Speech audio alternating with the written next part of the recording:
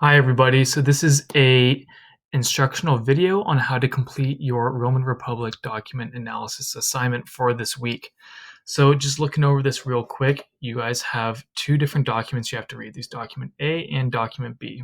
Now with each document, you have a graphic organizer with some questions that you need to fill out. So this is the one for document A, and then you have the document B with its graphic organizer as well.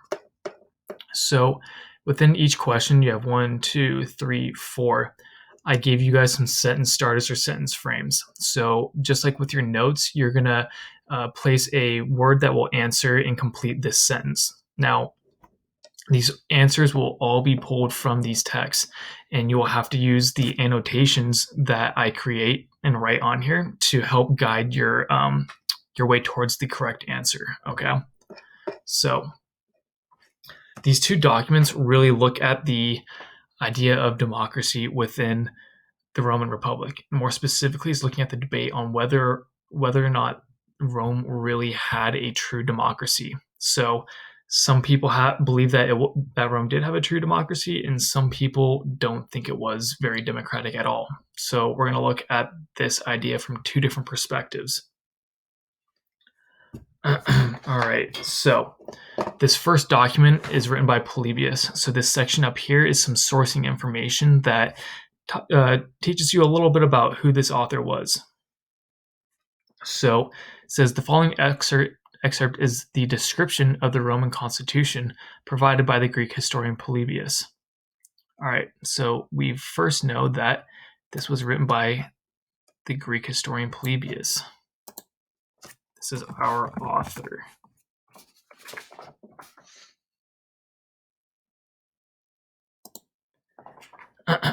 Says the Histories was written between 167 and 119 BCE.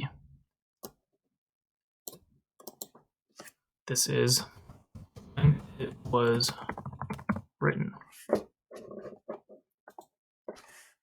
Now, we know that this text was now written between 167 and 119 BCE. That makes it a primary source. So let's go ahead and edit that. It was a primary source. Yeah. So this was written during a period of rapid Roman expansion.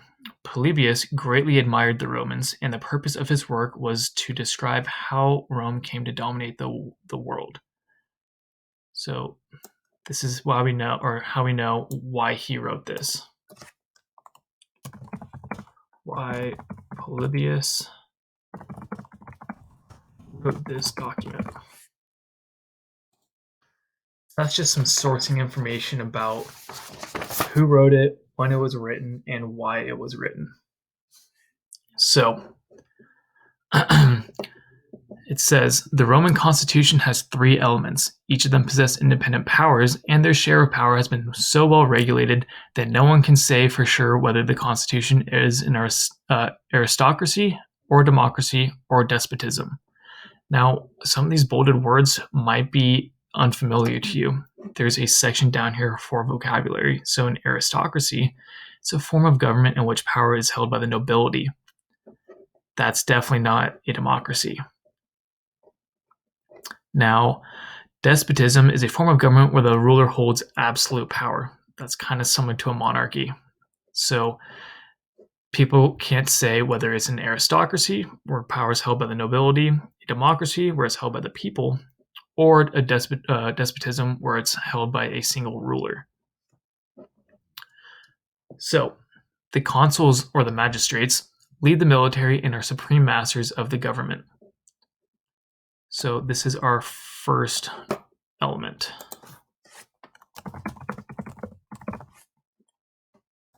They lead the military and are supreme masters of the government. They bring matters requiring debate before the Senate. They also call together the peoples of the assembly and carry out whatever the majority of the assemblies decide. They have absolute authority in running the military and fighting wars, and can spend as much public money as they choose.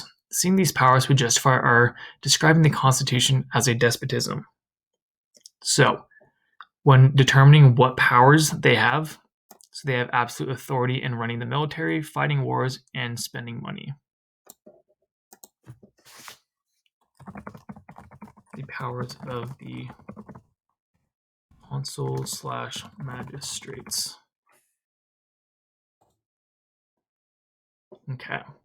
Now the second element is the Senate.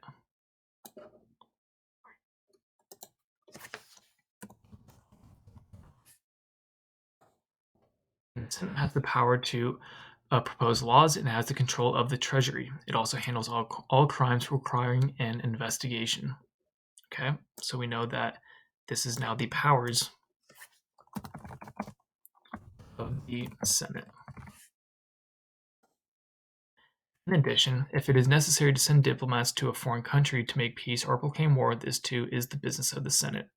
As a result, many foreign kings imagine the Constitution is a complete aristocracy because nearly all the business they had with Rome was settled by the Senate.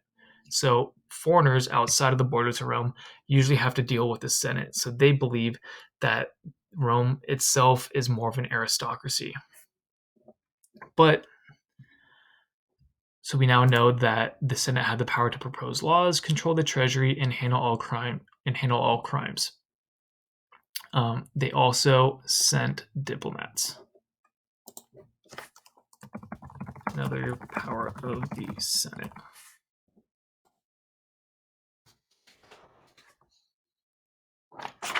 Okay. And third, last paragraph. After all this, someone would naturally ask what part is left for the people in the Constitution. There is, however, a part left to the people. That is the assemblies. This is our third element. And it is a most important one. It is the people in the assemblies who grant office to those that deserve it through election. They also have the final say in passing or repealing laws, and most important of all, it is that they make the final decision on the question of peace or war. So this is the powers of the assembly. Considerations again would lead one to say that the chief power in the state was the people's and that the Constitution was a democracy. This last sentence here really reveals what Polybius thought about Rome being a democracy, an aristocracy, or a despotism. This is what Polybius thought about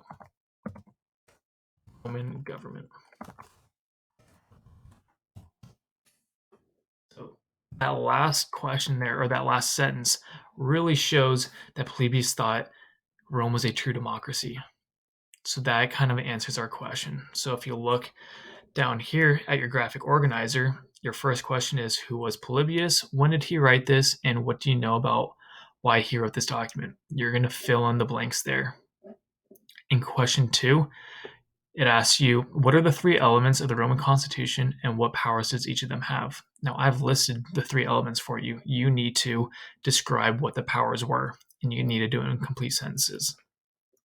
Third question Polybius asked was, how democratic was the Roman government? So you're going to say the Roman Republic was democratic because why? And then, or was it undemocratic because why? So you need to state whether it's democratic or undemocratic and why he thought that. Now, in question 4, it says, do you, as a student, think that Polybius is a credible source about how democratic the Roman Republic was? And you need to explain your reasoning. So you're going to say, I believe that Polybius was a credible source or is a credible source. Or you're going to say, I believe that Polybius is not a credible source. You guys, there can be no wrong answer for this one. However, you need to back up your reason. So if you thought Polybius was credible, you need to explain down here why you think that, and vice versa. So if you don't think he's a credible source, explain why.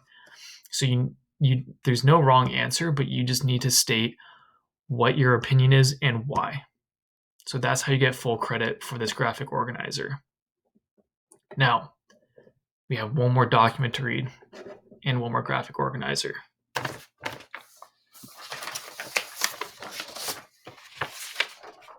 So, our first document was written by an ancient historian in 167 to 119 BCE. Now, our second document is written by Professor Alan Ward. So let's find out a little bit more about the source of this information. So the following passage is an article titled How Democratic Was the Roman Republic, written by Alan Ward and published in 2003. So this is our author.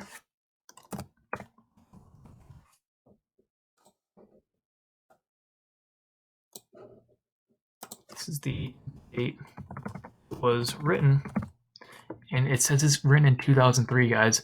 That's thousands of years after the actual event. So that's going to make it a secondary source. And who was Ward? Ward is a historian and professor at the University of Connecticut. This is who he is. So remember, we're looking about whether or not Rome was a true democracy. So let's see what Professor Ward has to say. If all citizens or their democratically elected representatives in a state have no likelihood of being able to cast their votes regularly, then those who cannot are effectively disenfranchised. Under those conditions, one representative group of voters can easily dominate sovereign popular institutions, so that the wishes of the people as a whole are not expressed. That was very much the case of Rome after the early Republic. So there's a lot of big words in there, but just based on some of his language, I think we can start to guess that we think that, or that he thinks Rome wasn't very democratic. But we can keep reading and try and find out more. Now, with some of these big words like disenfranchised, we have a vocab bank down here. So disenfranchised means deprived of the right to vote. So he's saying those that are effectively deprived of the right to vote cannot influence politics. Now, sovereign means possessing ultimate power. Okay. So just make sure with any words that are unfamiliar to you, you just look at the vocab bank. Now, our last vocab word is equitable, and that means fair. So just keep that in mind. There were very practical barriers to fair and equal voting in the popular assemblies. For example, all voting had to be conducted in Rome. And once Roman territory had expanded, it was mostly the well-to-do rural voters and their clients who could afford the time and expense to come to Rome to vote. So these are the barriers to voting in Rome. And by barriers, we mean this is something that's preventing every person in Rome to be able to vote. This is something that's hindering the true democratic process. Now, how easily a small of urban residents registered in a rural tribe could determine the vote of that tribe is clear from the small percentage of citizens who could actually vote. The historian Ramsay MacMullen persuasively argues that only 2% of Roman citizens actually voted, and that was because of these barriers. Only 2% of Romans were actually able to vote. So this is Romans who could vote.